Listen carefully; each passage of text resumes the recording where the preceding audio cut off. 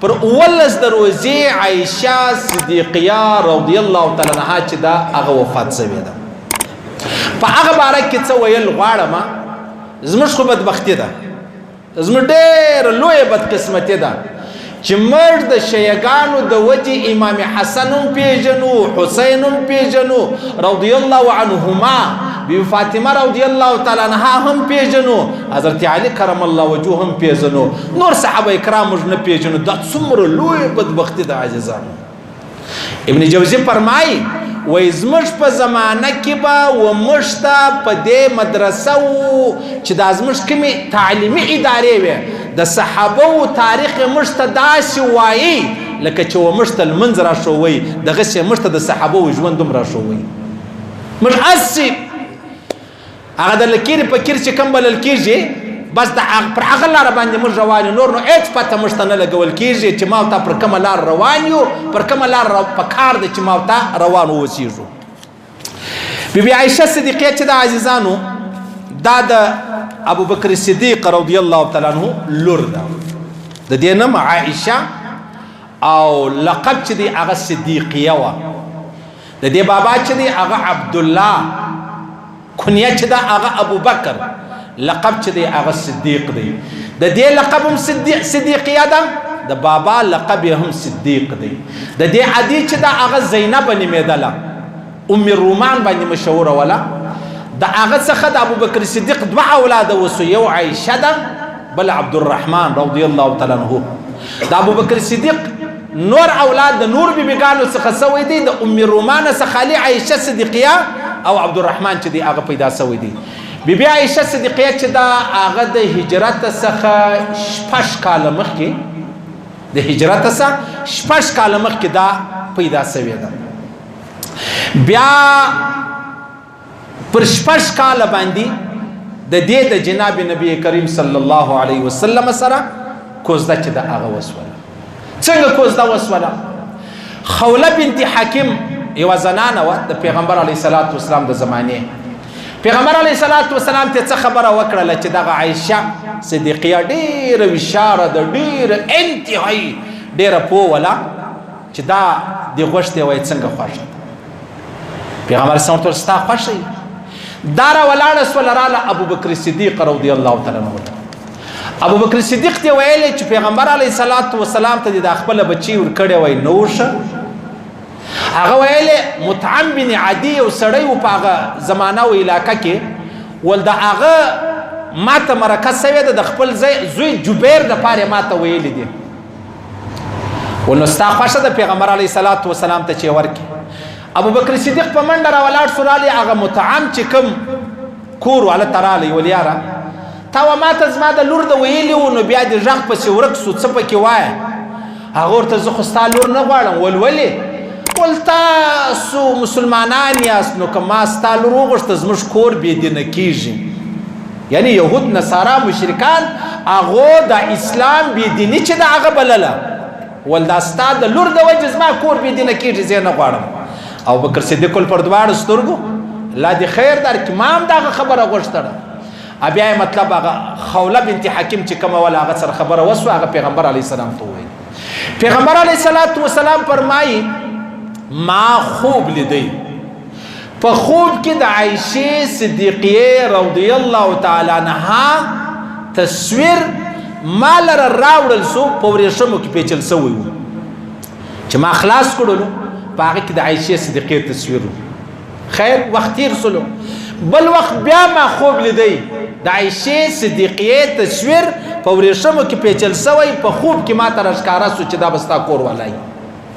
پیغمبر علیه الصلاة والسلام فرمایي ما ویلې که دا خبره د الله له جانب وي بیا به ضرور عایشه چې د هغه زما کور والا جوړیږي. بیا په 1 سنه هجري کې د شوال میاشته وه، د عایشې صدیقیه عمر 9 کاله و چې د پیغمبر علیه الصلاة والسلام سره واده وسو. تعجبا اوله د خبره ده چې پیغمبر علیه الصلاة والسلام عمر مبارک هغه تقریبا 50 کاله شاوخوا، د عایشې صدیقیه عمر 9 کاله دی. تاسو څنګه معامله ده؟ د عقل د رویې چې ورته وګورې، د رسم د رویې چې ورته وګورې، د علاقې د رویې چې ورته وګورې، دا مناسب نه ده دا خبره مناسب نه ده ځکه انجیوز والا ځکه دا بېدینه خلک ځکه دغه لیکه پړه خلک چې کوم بلل کېږي ډېر په هغو کې داسې دي چې یاره پیغمبر علیه الصلاة والسلام چې دا کار وکړي نو دا کار د کړو نه و موږ وایو چې الله رب العزت و محمد رسول الله ته دغه عایشه صدیقه چې دا هغه ور وفرمایله او ور ویې غوښتله صحیح سلو نو چې الله رب العزت یو امر کړی څوک د دې خبرې ماتېدو والا دی چې هغه ویا دا به نه کېږي الله وفرمایلي خبره خلاصه ده هېڅ یوه دویمه خبره نه پکې ځایېږي چې کوم سړی دویمه خبره پکې کوي د خپل ایمان خیر دی مناوي د خپل ایمان چې د ایمان به الله رب العزت جنې واخلي د یو په ځا باندې خبر سوی نه ایمان به الله رب العزت جنې واخلي دی به خبر نه ډېر زموږ د سکولو د کالج داسې الفان شته چې دا نو ظلم نه دی دا نو ظلم نه دی او ظلم الته دی که چیرې پیغمبر علیه الصلاة والسلام په خپله خوښه باندې پیغمبر علیه الصلاة والسلام دا عایشه صدیقیه غوښتې وای چې عمر د پیغمبر علیه السلام هغه ولو د عایشې صدیقیه دغه و بیا خو موږ د هغه وایو چې یاره ټیک دی مناسبه نه ده د عمر په مابینځ کې ډېر فرق دی لیکن که الله رب العزت و پیغمبر علیه السلام ته وحی کړی دی نو کم سړی چې بیا د دې خبرې خلاف دی یا انکار کوي هغه د الله د وحی انکار کوي کم سړی چې د وحی انکار وکړي هغه سړی د دین او د اسلام وتلی دی خارج دی او ورک دی صحیح سلوک عایشه صدیقیه عزیزانو ډېر زورور علم الله رب العزت ورکړی ډېر زورور 2210 حدیثه دا خالده عایشه صدیقیه رضی الله تعالی عنها سره نقل شوی دی 2210 حدیث چې هغه د عایشه صدیقیه رضی الله تعالی عنها څخه را نقل شوی دی یعنی تاسو اندازه ولګوئ عزیزانو چې عایشه صدیقیه 2210 حدیث د پیغمبر علیه السلام سره نقل کړي یعنی دا څومره لوی شی دی دا څومره لوی خبره ده یو سل ودیر صحابه کرام او تابعین د عایشه صدیقیه څخه احادیث چې دی هغه را نقل کړي دي روایتو کې راځي پیغمبر علیه الصلاة والسلام فرمایي وای د عایشه صدیقیه پر نور زنانو باندې داسې فضیلت دی لکه د شوروا فضیلت پر نور سالنانو باندې دا یو بل خبره دا ده پیغمبر علیه الصلاة والسلام فرمایي مسند امام اعظم حدیث نقل کړی دی وای چې کله زه په دې خبر سوم چې عایشه صدیقیه به زما سره په جنت کې را سره یې وای د مرګ وارخطایي مې ختمه سوله زما و مرګ ته ډېر وار خطاولو چې په دې خبر سوم چې عایشه صدیقیه به په جنت کې زما ملګرې وای زما وارخطایي چې د هغه د مرګ څخه ختمه سوله بیا روایتو کې راځي عزیزان عایشه صدیقیه رضی الله تعالی عنها په سفر کې د پیغمبر علیه السلام سره ورسره و بیا څه داسې خبره پیښه سوله چې پیغمبر علیه السلام کوچ وکړي سفر عایشه صدیقیه په خپل ضرورت پسې تللې ولا التهار مارجن ورک سوی وو په هغه پسې ګرځېدله نو هغه کجاوت چې کومه بلل کېږي پر وشانې شول کېدله د صحابه و دا خیال دی د پردې خبره ولا چې عایشه صدیقیه به راغلي عمر یې کم و وزن یې کم و دی کجاوه کښېښول خیر بیا پیغمبر علیه السلام مبارک ولاړ بیا عایشه صدیقیه پر دغه ځای کښېنسته بیا یو بل صحابي پیغمبر علیه السلام شاته را روان کړی و چې ته راپسې وسه بس راځه که زموږ څه شی پاته سوی هغه به راپسې راوړې چې راغلی عایشه صدیقیه چې د هغه ناسته ده د خالد دا ول انا لله و انا الیه راجعون عایشه صدیقیه یې راورسوله خپل ځای ته منافقان او څه د منافقانو څه متاثرو خلکو د هغه ډنډوره جوړه کړه چې عایشه صدیقیه نعوذ بالله العیاذ بالله استغفر الله هغه دغه صحابي سره ملاوله ډېر لوی عظیم بهتان پر عایشه صدیقیه ووایي عایشه صدیقیه الله رب العزت د دې د براءت آیاتونه را نازل کړلو د دې پاک دامنی الله په قرآن سره ثابت کړی چې خبره هغه نه ده چې کوم منافقان کوي ننم چې یو سړی دا خبره کوي په روابطو کې هغه د قرآن منکر دی او کله چې یو سړی دا ووایي چې عایشه صدیقیه نعوذ بالله العیاذ بالله استغفر الله هغه مطلب داسې خبره و پر دې باندې هغه د قرآن انکار کوي چې کوم څوک د قرآن د یو حرف انکار وکړي هغه د اسلام خارجيږي هر سړی چې دا خبره وکړي نو حدیث کې راځي پیغمبر علیه الصلاۃ والسلام فرمایي که یو سړی دیندار دی بزرگ دی الله والا دی سل کال مسلسل عبادت کړی دی سل کال مسلسل عبادت کړی دی وسره ولاړ شو پر پاک دامن زنانه باندې تهمت ولګوي عائشه صدیقه کو ډېر لیری دا نه زما استاد د نن عصر د نن زمانه یو پاک دامن زنانه وا نیک زنانه وا پاک زنانه وا چا تهمت دا بزرگ سړی تهمت ور باندې ولګوي مثلا چې سل کال عبادت کړي د الله رسول فرمایي پر دا یو خبره باندې چې سړی پر پاک دامن خبره پاک دامن زنانه باندې وتړي د سل کال عبادت الله د دور میټاوي ور ختمي د سل کال عبادت دا مرچ پر تړو باندې ناشت دا مرچ په دا چوکو باندې ناشتو بیا زنانه تیر سو یا کونډه دا یا مطلب مجبور ده محتاج ده غریب ده بیوسه ده بیبسه ده په یو سودا پسې راووتله بیا خلک یوه خوا بله خواته ګوري هغه په لپسې لس ورځې راووتله په خپله سودا پسې بیا د څنګ دوکاندار دغه ټاپه ور باندې ولګوي چې یاره دا ډېره بې لارې معلومېږي هر ساعت کوي وځي نه وځي د الله رسول فرمایي تا خو به اوس 10 کاله 20 کاله 50 کاله عبادت کړی که دې 100 کاله عبادت کړی و الله به د زما او ستا امسایګان نه دي د هغو د کور زنانه چې راووتل هغه پاک دامنه وله ما او تا دا خبر ورپکې وکړله چې یاره دا خبره دا ښځه هم داسې نه ښکاري 2 نمبره ښکاري د الله رسول فرمایي د 100 کالو عبادت به دې الله واخلي د 100 کالو عبادت د عائشه صدیقه خبره خو لا ځان ته ده هغه د 500 کالو عبادت الله په هغه خبره باندې اخلي نو عائشه صدیقه چې دا هغه زنانه ده چې الله رب العزت د دې د براءت د دې د پاک دامنۍ